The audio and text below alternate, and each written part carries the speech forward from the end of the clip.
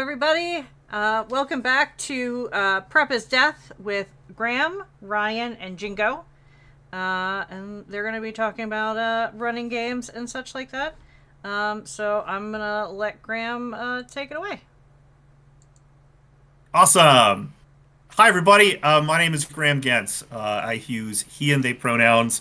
Um, I am a game designer. I'm a facilitator, and a lot of what I've done is think about what I think makes games good and the kind of culture that I like, and how to kind of make that the forefront of intentionality when running games. And part of that is why I've adapted this phrase, prep is death. I'm going to get into it with my lovely panelists. I'm going to pass it over to Ryan to kind of introduce himself before we start talking about this stuff. Hi everyone, I'm Ryan Kahn. I'm a game designer, sensitivity consultant.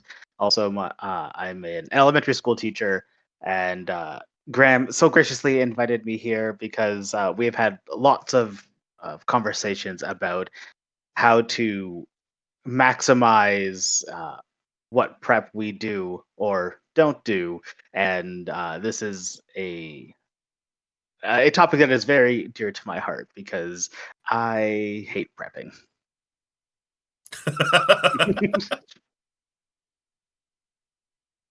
Jingo, introduce yourself, please. I am Jingo the Fool. I'm the game master for my own Twitch channel, The Ship of Fools, and I'm currently the host of the Sunday morning game over at Trollord Games, the Twitch channel that they run. Longtime game master, longtime VTT streamer as well. Awesome. Okay, so this moniker, this phrase that I've used for quite a while, and what is integrated, what has kind of changed, and what Ryan and I have talked about is the idea of keystone skills. I've intentionally chosen this phrase of prep is death to be confrontational. A lot of the culture of running games, particularly if there's a facilitator, is this idea of the lonely, woebegone GM that's like in the lonely tower, and you have your maps, and the many, many memes of the frustration of the PCs won't do what I want. They just want to run a lemonade stand, and I have this dungeon. And I do have memories of kind of that in middle school, which is when I really started just like obsessively running games. But in the idea of my evolution as a facilitator and as a role player, because I've never dropped this stuff, because I always feel like there's this really exciting thing to explore. This is the idea of, well, for me now, if your PCs want to make a lemonade stand and they never want to like go into the sewer where you've made this dungeon map, well then you're not listening to your PCs. The lemonade stand isn't a distraction; it is the game. Because you've uncovered something very exciting, something very intentional. I would love to go around and starting with Ryan, talk about a story that you had of prep and maybe how it went well, or maybe how something changed as a result of your personal experiences. Is there something in which you encountered in which you were prepping too little or too much, or what has kind of led you there? I have no idea what Jingo thinks in terms of like prep or whatever, so we'll get to that too, because I'll happily ask questions about that. But Ryan, how is this kind of, like broadly speaking, how has this occurred in your games? I mean, at this point, so I've been running games and playing games for, since high school, middle school, really, without initially quite realizing what it was.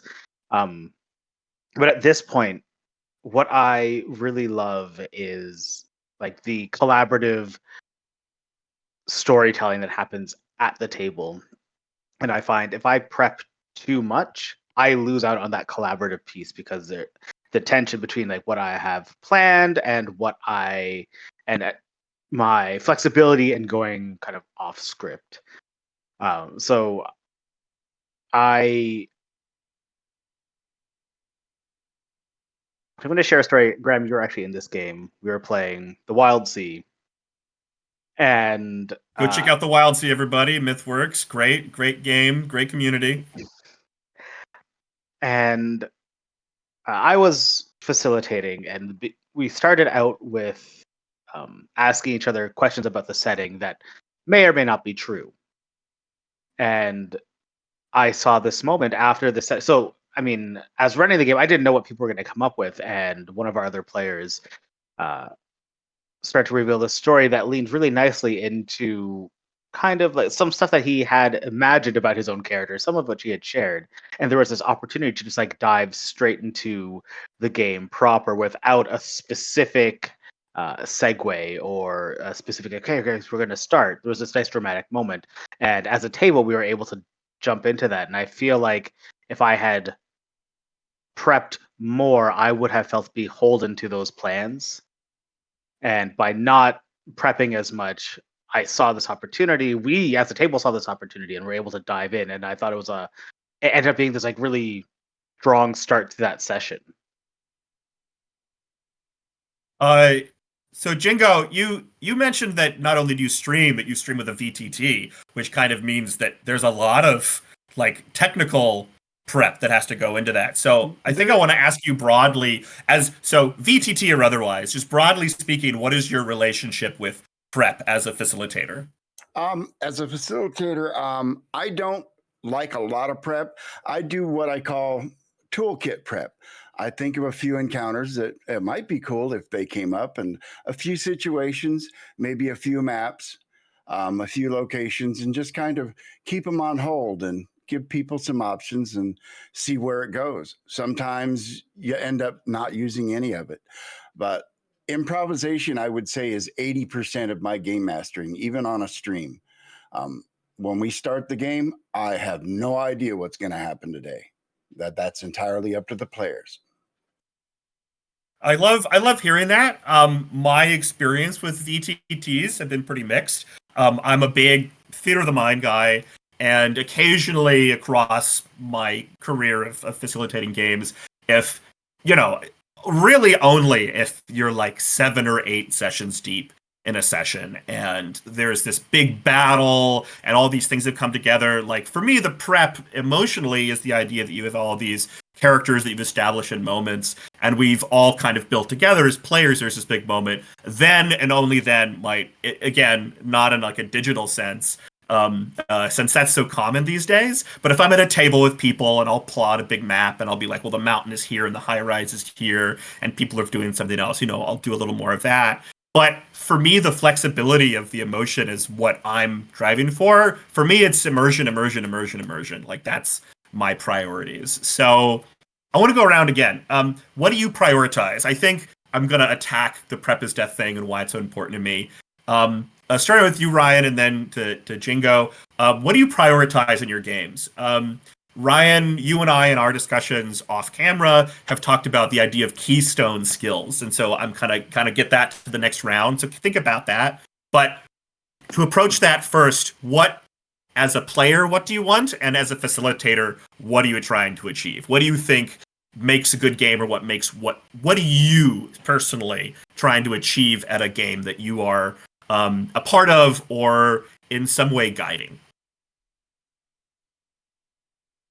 When it comes to actually like facilitating or in a GM-less game where everybody has kind of equal levels of authorial power, I'm looking for the emotional buy-in at all times. And so a lot of my thinking of like whether it's prep or improvisation, I'm thinking like where is the like where are the strong emotions coming from? What's going to make this scene feel super engaging?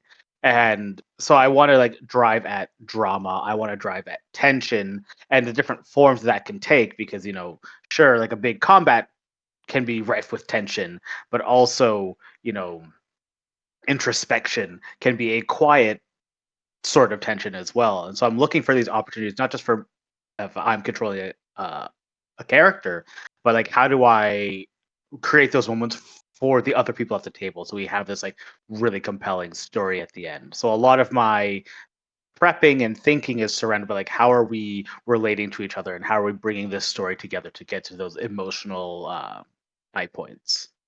To touch on that, I like to help characters relate or players relate their characters to the world, look at the characters, see what they can do, what are they good at, and kind of drive the narrative towards, letting them be what they're good at as part of the story. It helps them, feel like, wow, I'm really important because they needed somebody that could do this.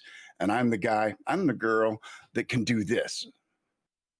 And that's why I don't like a lot of prep, because it's, more flexibility.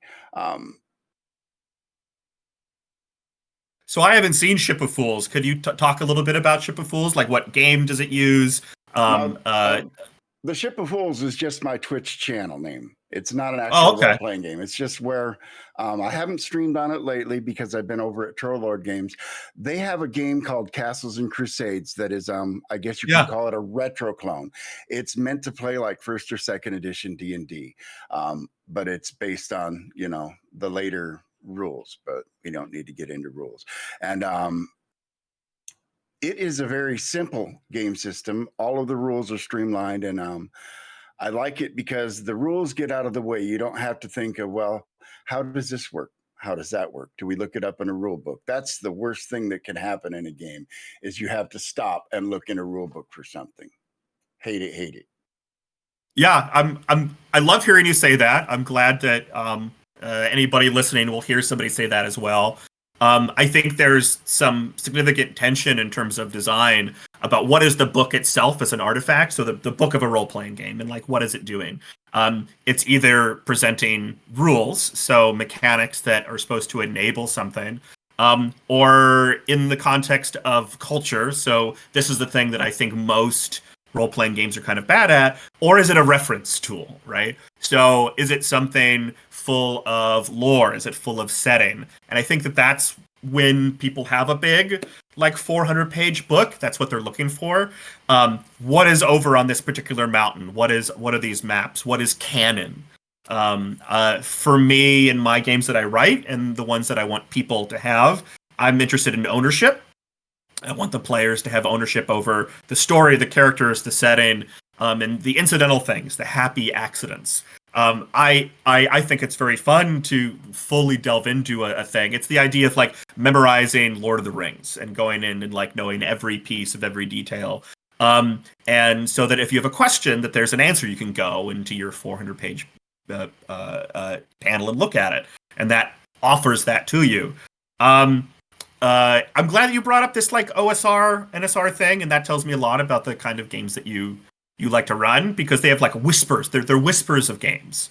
Because the idea is you're going to present a problem, and then players get to roll with it, use some kind of internal logic. Let's go to the keystone skills. This is what I'm excited about. If what you're doing is trying to build an experience, if people are trying to offer a thing, I think that it can be kind of intimidating. And this is also something that I try to demystify with Prep is Death. I love GMless games, and I like trying to break down the idea that like this is hard, quote unquote, or any more of a burden than the other parts. And I think a lot of what indie RPGs have offered culturally have really gotten us there. So let's go backwards. Let's go Jingo and into Ryan. What do you think? So beginning from where you started, and then how you've gotten better, how you've improved as a facilitator. This is both philosophically, like what do you prioritize in your games, but what do you think makes, when you think of maybe some early games that you ran versus games that you're like very proud of, what are the skills that you have improved at over time? A lot of it's like improv, but like I want to get more specific with that, you know? Most of it is improv. A lot of it is making sure as a game master, the burden of the rules of the game should be on you. You should not expect your players to know how the game works. They're going to expect you. Back in the day, playing the older games, it wasn't like that. Everybody was kind of expected to know the rules and how your character works and how to build an efficient character. And I think all the way up through when WotC took over the company and made third edition D&D, it became a very granular hobby. It was very hard to get into. Now the games are way more facilitating, way broader in scope. the current edition of D&D and all of the, because there's D&D is just a small portion of the huge amount of role-playing games I have played, because I'm a dabbler. I like trying new things. I like trying different things, different genres, different mechanics. So for anybody out there that's only ever played D&D, try a slice of a different pie. You'll find that, there's more than one thing out there that you're going to like. Yeah, I think this is an important thing to talk about openly because it is at any time, the elephant in the room 5e shows up because of things like Critical Role. Culturally, the entire landscape of the culture has changed. And so, I mean, I don't know, maybe it was just me personally, but like when I was 10 years old and I was playing my first game, I wanted to play my second system and I wanted to play my third system. And so the idea that I was going to stick to one was never on the table. But maybe that's just what people have. And as a result, like how you learn how to do it, actual plays are everywhere. They're exciting. There's Twitch games that people can watch and like talk about. So do you have anything to jump off of that, Ryan, for anything Jingo was talking about? I've kind of likened the idea of playing one system exclusively as only watching superhero movies. And it's like, yeah, I mean, I enjoy superhero movies, but I also enjoy a lot of other kinds of movies, and I would be really limiting myself if I only insisted on watching the exact same kind of movie every time I sat down to watch a movie. And now, if that's what you enjoy and that's what you want to watch, by all means, watch it. But I think there are a lot of people who could enjoy other kinds of movies, but don't necessarily know where to start or hadn't really given it much thought. Yeah, that's a good metaphor to think about. I have made similar joking points, but I'll give in more, specific. You're like, of the superhero genre, particularly in the last 10 years, like there's been an explosion of different kinds of movies one can watch. I'll usually just say one movie, right? They'll be like, have you played D&D? Is like, have you ever seen movie? Yes, I've seen Shrek. Like, I've only ever watched Shrek 1. I refuse to watch any other Shreks. But yes, I've watched movie. And so the idea of 5e as being this, it's monolithic and has been bolstered by incredibly popular actual plays. But I'm always concerned with like what is being taught, what is the culture of the table, and so the skills. So in terms of achieving the kind of games that you have, Ryan, what do you think what things have you seen improve or change, or your kind of philosophical watershed moments in terms of what do you think, what is Prep is Death, beyond just like hating it and then focusing on the positive, right? Like we could flip it around as well. Well, I think of, well, I guess when I say prep, what I'm thinking about is like planning out story beats or making dungeons, maps, encounters, kind of like it's all very game centric stuff. And Great. I think that that can hide where the true GMing skills are, which are all a bunch of soft skills, I think, as opposed to like system mastery is one skill in a facilitator's toolbox. And like going off of what Jingo was saying a little bit, talking about like improvisation, I think that's a really great umbrella term because there's a lot of stuff within that I think is super important. Yep. One of the big ones to me that I always come back to is pacing. Pacing is so important. Keep It's it moving. Yeah, because sometimes you want to give something a chance to breathe, but I think almost anybody who has played any even like kind of trad adjacent game has had the experience of being in a combat that's just dragging for too long, and that sense of pacing might tell you, listen, we like the conclusion of this is a foregone is it's foregone, so we can just wrap things up, we can move things along, like go to like the video game cutscene, like you've done enough damage, let's just get to like the big cool stuff now. And I think a sense of pacing allows you to do that. It allows you to know, when do I need to let these characters continue talking and learning about themselves or each other or their situation, and when do I want to insert, a man with a gun.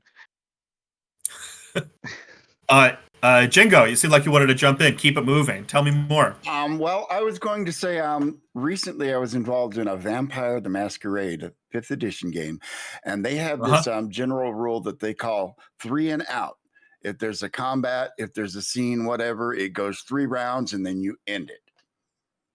That way, combats never drag on. Something's going to happen and it will be over. And trying to keep something like that. Combats can take a long time, depending on the game you're playing as well. Combat can take a long time. And so you've always got to give the players another option rather than slugging it out. Is there another way we can beat this? Can we circumvent around can we make a distraction? Can we do something? There's always got to be an option other than just fighting, because fighting gets old. Yeah, I think this is a good conversation to have. For me, a 3 and out rule I think is quite good. For me, it's not about ending it, but in terms of some kind of large shift. It has to change. It has to move. Because again, my whole goal always and always has been is immersion. And so if we're having a crunchy combat where we're rolling dice and, oh, you missed and, oh, you're hitting damage or whatever. When I was 9 years old, I was like, there's a problem here. And it's been something that I've thought about for ages. And then flash forward, 20 years, and I'm talking to people and they're like, there was a Pathfinder 1 game that I played with some friends for about 5 or 6 sessions, and then my schedule changed and they kept going. And but I checked in with them to be like, oh, hey, did you finish the game? And they said, yes, we got to the final combat. And it took 4 hours and then they listed all these resistances, so they couldn't do the right damage. It wasn't just that there was like a bunch of hit points on this like final boss thing, but like all of a sudden it became the game, and so they were all doing nothing, session over session. They were trying to do their normal stuff, and it just wasn't working. In your recent game, Jingo, was there a three round game session specifically that like got called? And then if so, what happened after the end of that 3rd round? I would say in that game, no, because our game master, I wasn't the game master in this, I was a player, was very good at controlling situations. And I don't think it ever got to the point where he had to end a combat. We were really good at being bad at being vampires.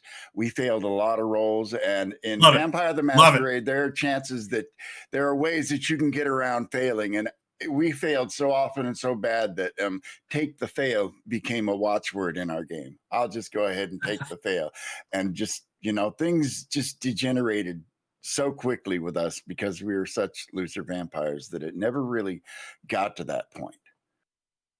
That's wonderful. And in terms of nice conversations that I enjoy having, the wailing away the hours and talking about things constructively. I like the idea of pulling out these like moments or these skills, these teachable moments, whatever. The idea of keystone skills.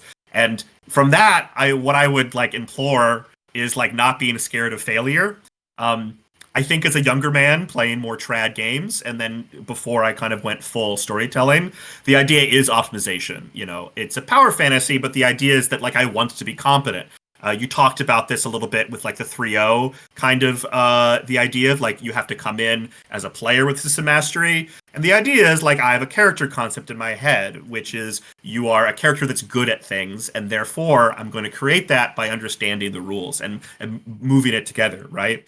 But the idea of like these moments of failure in especially games where you have like a dice pool and it completely craps out on you, the madness of the D20, all of us have been there, where you have this wonderful moment and then you roll a 20 and you roll a 5 and all of a sudden it becomes slapstick, right? It's not this serious, incredible, gritty thing. You've like fallen into the Scooby-Doo era, right? And it feels bad. It's a feel-bad moment because you're imagining your heroic character being very hyper-competent, and then because of the way that dice are being used unintentionally, it kind of falls into stuff. for me, if I'm rolling something and I want the characters to be scared, then if they roll poorly, I never focus on what they've done badly. Oh, your sword's dropped out of your hand or something. I always focus on how dangerous the enemy is instead. And for me, it's because I'm like, what is interesting? What is the narrative moment? What is the tension? Ryan talked about pacing, which like prep is death and pacing, I think are so vital. So yeah, let's talk about these. What is improv? I love that, Ryan, you talked about these different pieces, right? Like the what breaks down. For me, like theoretically, we've all read books and watched movies and seen TV shows, so we're all kind of familiar with narrative and setting, these things. So I never feel like I have to prep, especially if it's in like kind of vague enough setting, some sword and sorcery or something. I'm like, well, what are these scenes that I like? Well, it's by a river, okay? You're focused on the environment. You're talking about sensory stuff. So in terms of like these moments, because I think examples are very good. Can either one of you think of these moments where you had to be creative, or you completely improv something that became the important part? I love going back and forth. I love being a PC as much as I love playing GMless games and facilitating for people, because I think that's all part of the same skill set. Because I am looking to like have these different experiences and these things that I'm chasing. And so let's ask you, Ryan. Like when you're talking about broadly improv, what are some things that you break down that you think are important? So I've mentioned pacing as a big one. Another one is sharing spotlight and and giving everybody at the table a chance to shine. I guess I think of it like when I sit down to a table as a facilitator, as a player, I want to create moments where the other people at the table can do the things that they want to do. And so there is this constant like kind of checking in with people, whether it be explicit or a little bit more subtle, like reading body language, or a little kind of like be cool, like a little thumbs up, or like just these little check-ins, or just explicitly saying to a table like, are we trying to start a fight here? Like, do we want to solve this problem like this, or are you trying to do something else, or are we trying to do something else? And I think uh, with this open communication, it's easier to angle towards things that people want to see happen. Like if I know that one of the other players is like, oh, I've got this one skill that I really want to use because it's going to create a really cool scene. It's like, cool. I love that. I'm going to make choices, dramatic choices, that will kind of tilt the story, tilt the events in the direction to give you that moment. And I'm also hoping that the people at the table are doing the same for me. And if we're all working together on this project, we're going to all give each other these opportunities, which can create for really just exciting stories to be a part of. I kind of concur. I do the same thing. And like I said, I do a streamed game on Sundays, and you have to change up things a little bit, because when you're streaming a game, you're not doing it for your players. You're doing it for an audience, and the players have to understand that. And kind of in that case, it's still improv, but you kind of have to coerce them to follow the narrative, not fight the narrative, because in a non-stream game, one that's not being done for entertainment, fighting the narrative is what creates the fun. That takes the story in a direction you never thought it could go. But I like what Ryan said about, find the points that these characters, the things that they like to do, steer the narrative towards letting them do that and making what they're doing, making it important.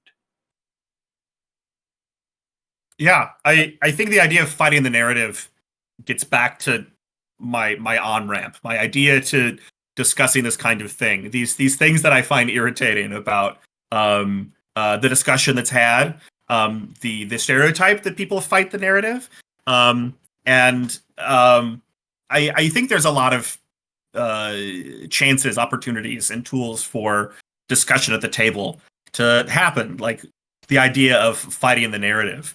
And for me, I'd love it if you defined further, Jingo, what you're talking about.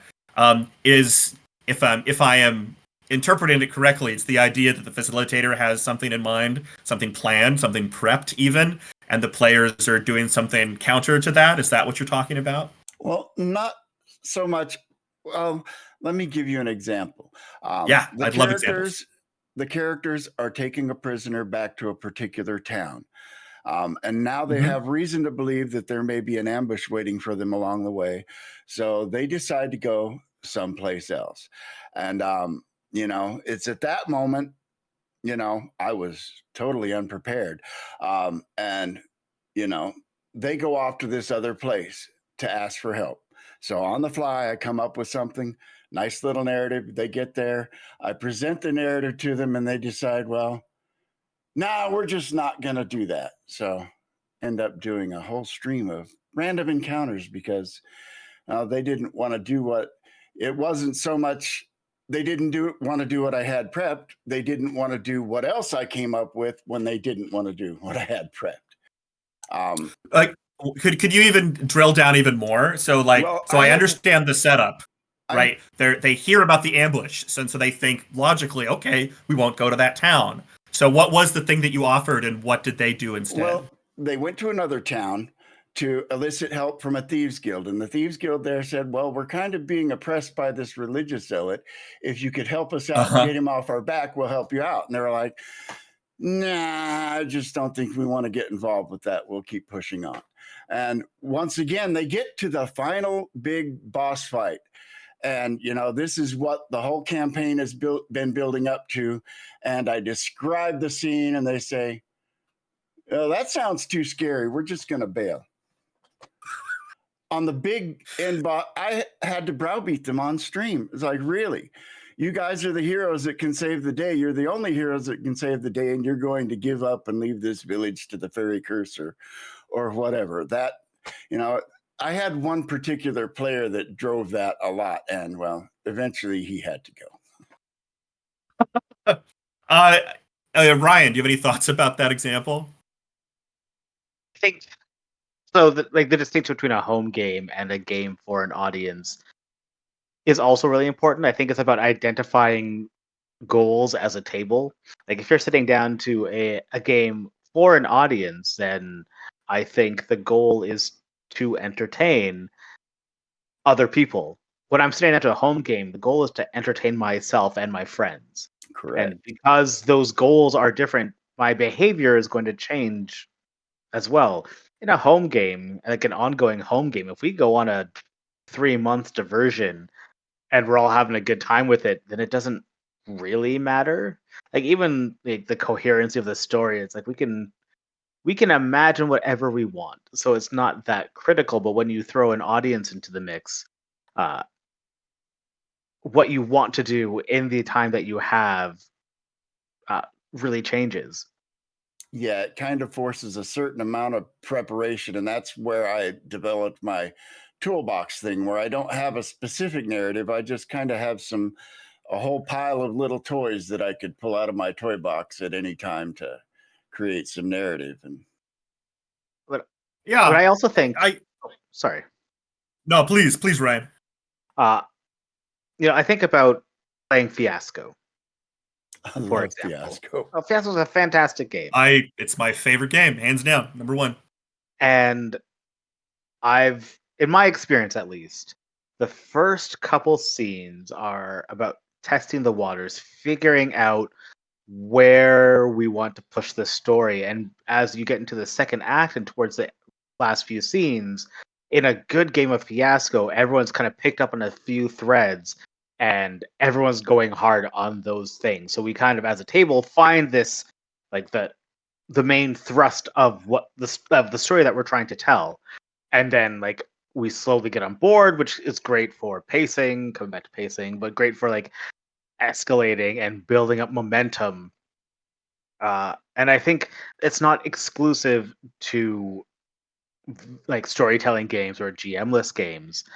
I think with a highly collaborative table and strong communication, you can find those threads and then drive towards them with intentionality.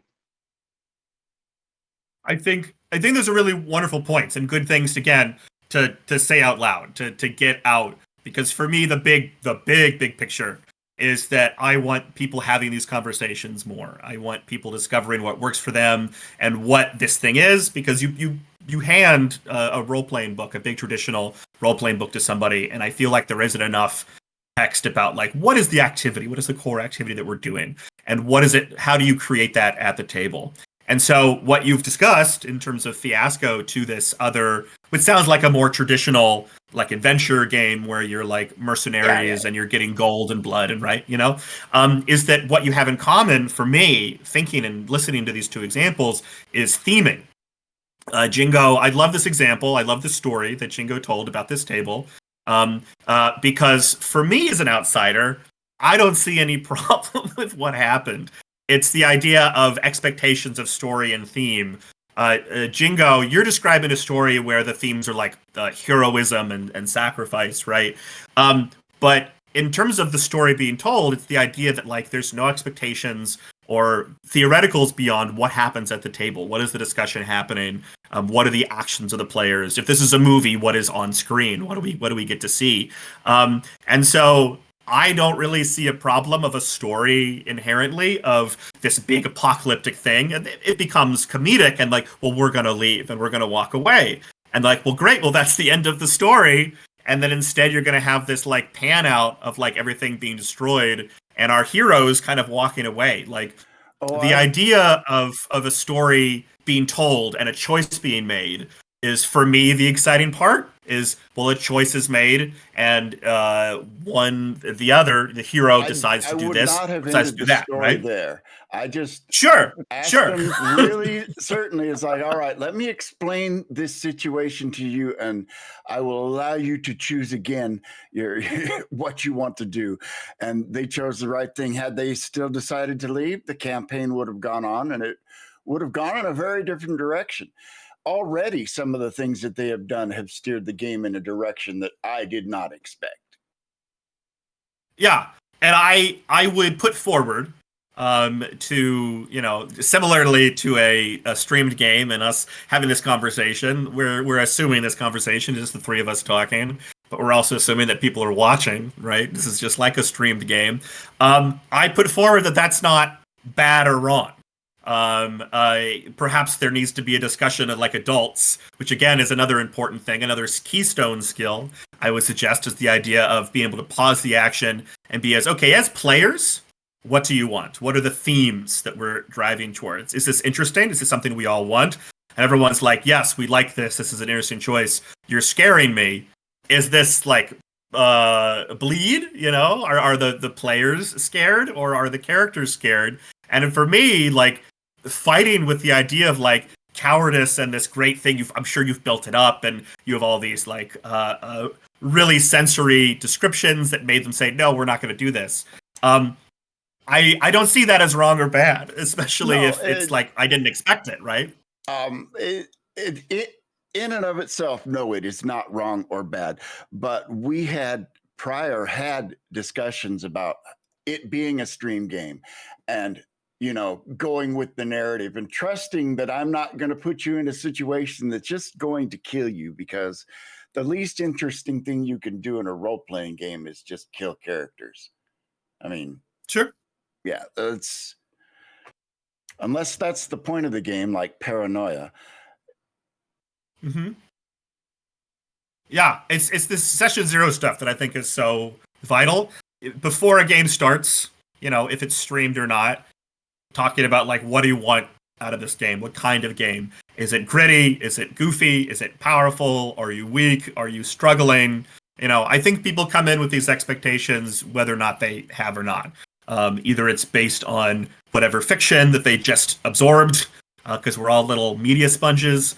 Is it you're inspired by a book that you read? Are you performers? And so you're going for a bit, right? If it's a performance, essentially a streamed game, then usually people have some subconscious or conscious goal.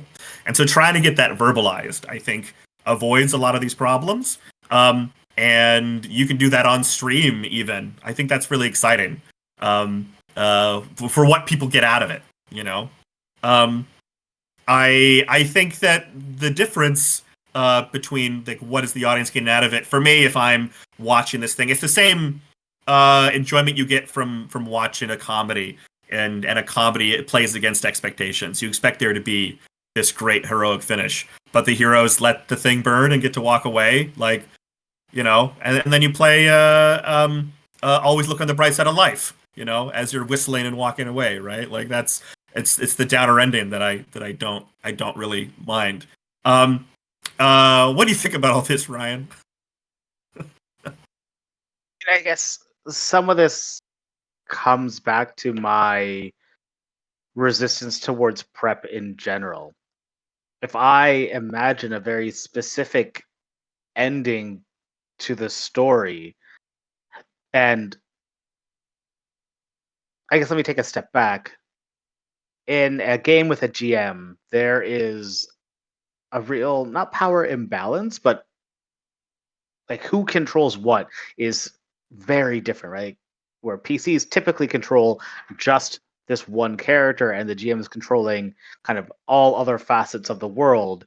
It is very easy to be heavy-handed as a GM, and I think if I've invested 10 minutes, 10 hours, 10 days into a specific story, the longer I've spent investing myself in that, the more I'm going to want to stick to that. And I much rather come to the table and like kind of like the skill of communication is probably another, I would say, is another keystone skill of like being able to just like stop and talk to the other players, like what are we trying to achieve here? Because we are a bunch of people who are obsessively, you know, we are friends who are sitting around trying to have a nice time for a few hours.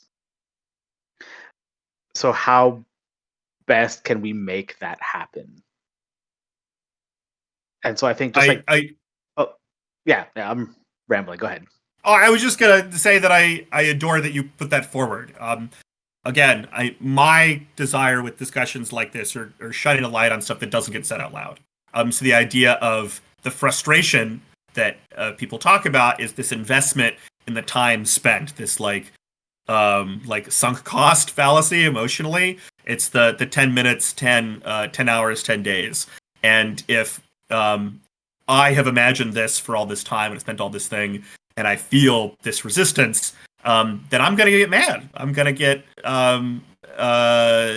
frustrated because I spent all this time doing it. Jingo. Yes, I was going to say, yeah, it helps to, if you're going to get that invested, make sure you have people that are along for the ride from the beginning, that are just as invested in the story. I think my stumbling block is that I had somebody that joined the game mid-story, and right from the beginning, at every point they could, they tried to steer the narrative in a direction that they wanted to. And I think perhaps it's a fault of mine that at one point I finally let that frustration boil over, and I had to show my frustration to the players. And perhaps that was on me, that I didn't.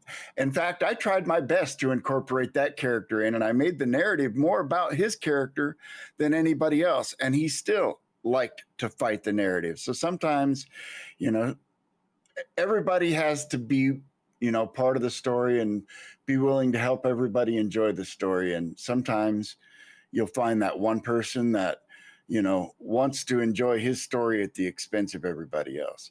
And you know, I think that's ultimately shortly after the confrontation about the wanting to run away from the big final thing, that player, he had to move on, because it got to the point where other players were shutting down in the game and not wanting to interact because of his divisiveness, I guess. I really encourage as many like actual examples of games and anecdotes, because that's stuff that we can like piece apart, and there's many things to take away from that story. Thank you, Jingo, for continuing to bring it up. because I like the idea of like, okay, we've talked about communication skills. This is something Ryan's talked about. You have the idea of a quote unquote problem player because of the idea of like what that represents. And for me, it's communication. What does this person want as a player, as a character? Ryan and I have done a lot of work with young people, and because we both love playing role-playing games with young people, we just wrote a piece talking about like what it means to play these games with like kind of middle school.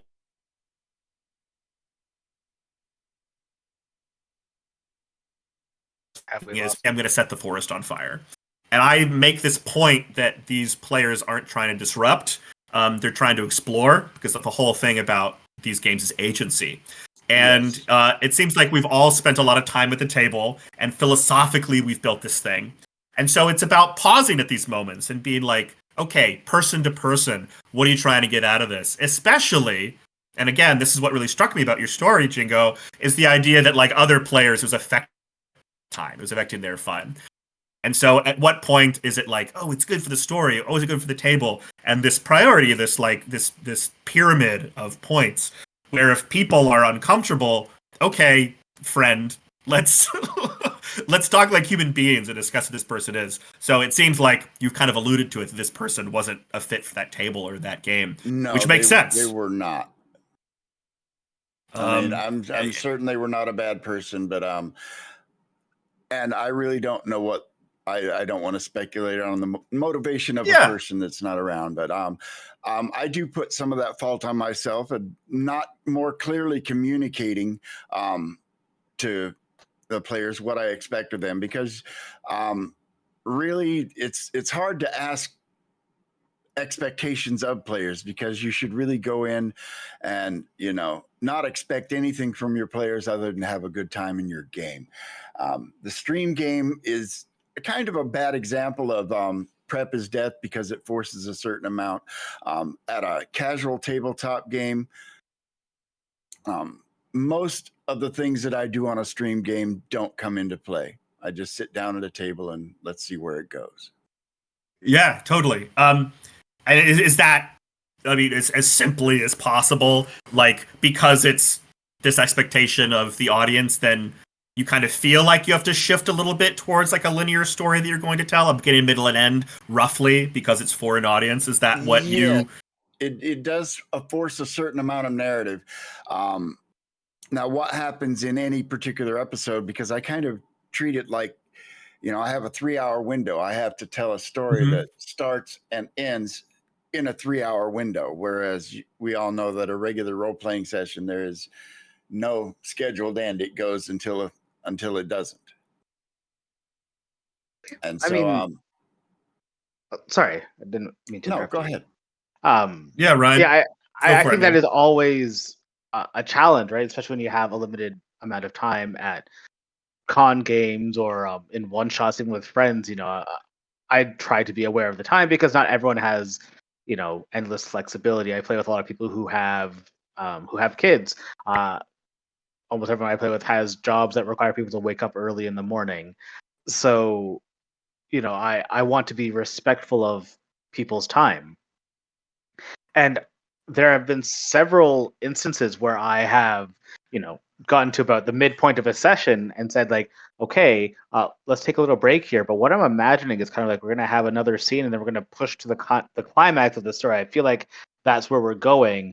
How does everyone else feel? And usually people are like, yeah, that feels right. Or sometimes like, oh, I really want to explore this other element more. It's like, okay, well, let's work that in. Like, let's plot, like, kind of flag a couple of things that we want to do. And again, this is like the communication and its pacing. It's saying like, here's the pace that I think we're going at. Here's how I think it'd come to a nice, satisfying resolution. How does everybody else at the table feel? And just having that conversation, because I think surprise as a tool in a facilitator's toolkit is not a bad tool, but overused. Like the idea that I have to show up with something that nobody's going to expect, or if anybody knows anything about what's coming next, it's going to ruin it, like spoilers in a movie. And I don't really buy into that because I think a role playing game is closer to like a writer's room than watching a finished product. And in the writer's room, we're like, what's going to be the coolest way for this to conclude? What's going to be the coolest next moment? What if this happens? What if this happens? Or what if we combine those? Like, and then taking that kind of collaboration and be like, we're all going to be surprised by this because we're all in the process of creating this story as opposed to watching the story unfold. And that, again, it's coming back to that collaboration that I really like. It's us getting together and throwing all of our very best ideas into a pot and watching what comes out in the as a finished product, or as at the end, maybe not a finished product because that has other connotations of like editing and thought, but just like but coming to like having a satisfying experience. Yeah, you touch on a lot of things that I'm grateful for. And in terms of kind of where we've followed this conversation, naturally, not unlike a role playing game where you don't prep, we've come up with a lot of differences between what is a home game for and what is a streamed game for. And for me, I think as an audience member, I would adore watching a streamed game where I get to watch how is a sausage made. And also, I think it similar to the experience of these stereotypes of a GM, and also the expectations of what a streamed game might be. It's the idea that they have to be alone and they have to be complete in whatever this thing is. I think I would be very excited as an audience member to hear people discussing, okay, what are we about? Where are we at? This is why in all of my games that I run,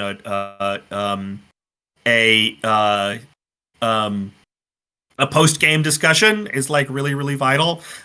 People give roses and thorns and talk about where they were because you want to like break that magic circle and then kind of get into people, particularly if this immersion thing is happening.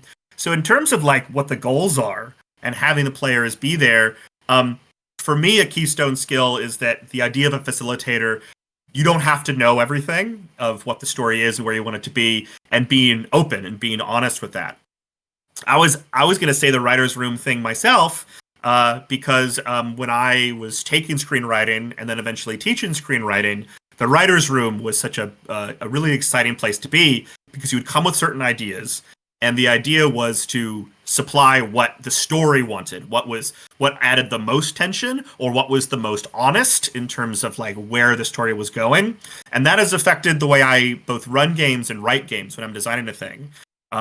You're not going for like what is this dramatic twist, these spoiler things, really like that metaphor too, but like what is dramatically honest, like what is makes sense for the character, placing them in situations where they need to make hard choices, and then what are those ramifications, and reaching those things as a table, I think is immensely satisfying, and that's why I keep going back to this prep is death stuff. I think we're coming up on time, so if anybody in the chat has questions, it seems like there's a lot of years of expertise, and I really enjoy the perspectives we've managed to come about. If you have questions, please throw them down into the chat. But other than that, I guess we can give some outros. Where can we find your things? Where can we watch your stuff and buy your games? Jingo, I'd love to hear about it first. All right. You can find me Sunday mornings over at twitch.tv/TrollLordGames, spelled just like it sounds. We stream their product, Castles and Crusades, which is a retro clone meant to play like first edition D&D. Let's see, I believe we're on at 11 Eastern. The time zones elude me because I'm in Arizona and our time doesn't change. That's true. And so things get crazy for everybody else.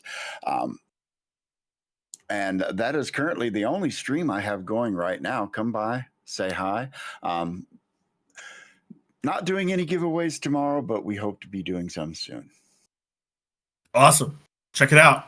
Ryan, where can we find your wonderful work? And does it involve bugs that are chefs? In fact, it does involve bugs that are chefs. My current project, Bug Dish, where you play bug chefs who travel the world in food trucks to compete in cooking competitions, is coming out in the summer, there is an Ashcan Quick Start version that is available on my itch page along with my other games. So if you go to rkhan, that's rkhan.itch.io, you can find all of my own games. I'm also, like I said, a sensitivity consultant, and I'm dabbling with layout more and more recently. So feel free to reach out to me for any of those kinds of things as well. Also through my itch page or on Discord or Blue Sky. There's so many things out there. I'm sure you can find a way to find me. Similarly, I also have an itch page, which is grahamgens.itch.io. The last big project that I worked on was Under the Autumn Strangely, which is a pastoral horror game of anachronistic Americana in a land that never was. And the layout was done by one Ryan Kahn. So you can see I can't Ryan's fine work. Oh, you have my book behind you? Oh, I do indeed. Oh my gosh, there it is. There's the cover and the layout, all done by Ryan. The cover is not done by me, though. No, but the layout is. And you can find that at IPR if you want to check Indie Press Revolution as well as my itch. There's other games that I've made like Ooze Your Daddy and Immortal Lich, Henry Kissinger. And at least one of those games is in the trans rights for West Virginian support, which is currently on itch right now, making around its rounds. Very, very cheap, lots of wonderful games, and please support all those wonderful poses. So I think that's it. I think that's it for us. Oh, great and wonderful Crimson watching us from on high. So I guess we'll say goodbye and enjoy the rest of TogetherCon. Thank you all so very much. I am pinning all the information they provided in the panel chat below so you can see it throughout the weekend. It was lovely listening to everybody. Thank you so much for coming. I think we're going to take an hour break, but just hang out and chat and see what happens. And say bye, everybody. Bye, everybody. Bye, everybody.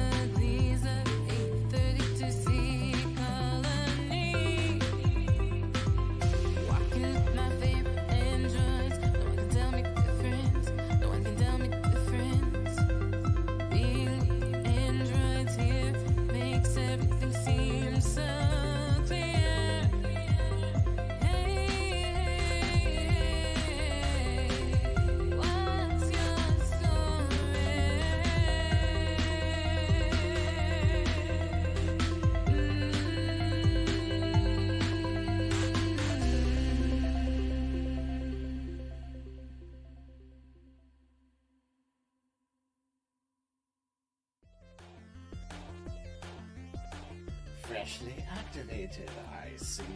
How wonderful. Think of the possibilities. Android, what is your primary function? Still limited to your basic programming.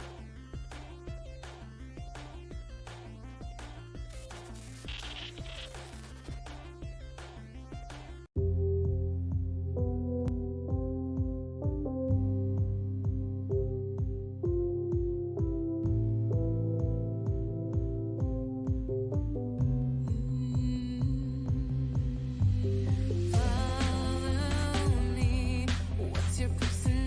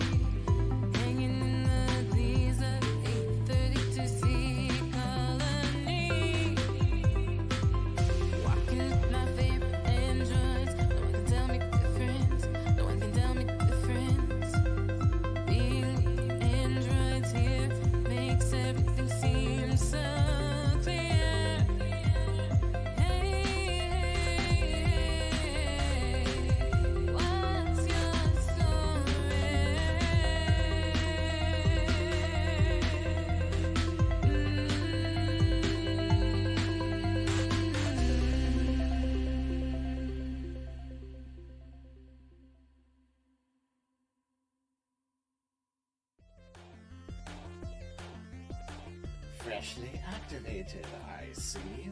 How wonderful. Think of the possibilities. Android, what is your primary function?